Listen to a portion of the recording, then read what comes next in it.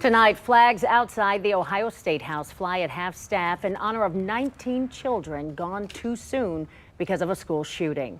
We may not be there in Texas, but so many of us are affected emotionally in some way by what has happened in the past 24 hours. That includes a former counselor who responded to help the families of children lost in a school shooting in Arkansas more than 20 years ago. 10 TV's Lindsay Mills shares his powerful message and more on how you can help navigate in the days ahead with your own children.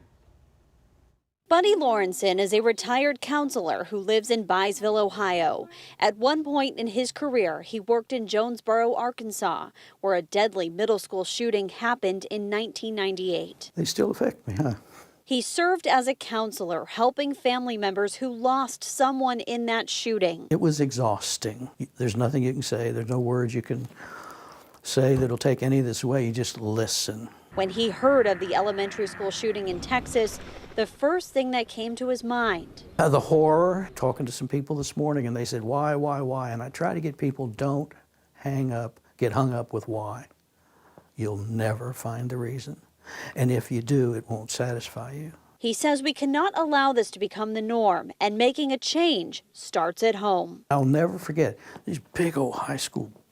This one guy, was a huge football player, in tears, he said, when I went home yesterday, it's the first time my parents ever hugged me and said they loved me.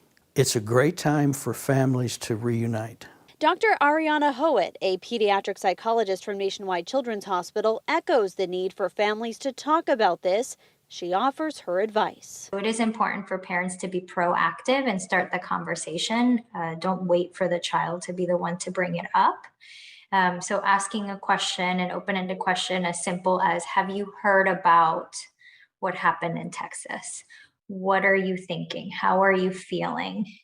Do you have any questions? For Buddy Lawrenson, there's one thing he'll never forget more than 20 years later. When I saw in Arkansas families cling together like they had never clinged before, I thought, boy, we have a chance. You know, we're reminded of the good things in life. To see this happen again and again and again, more than 20 years later, how does that make you feel? There's still a chance. In Byesville, Lindsay Mills, 10 TV News.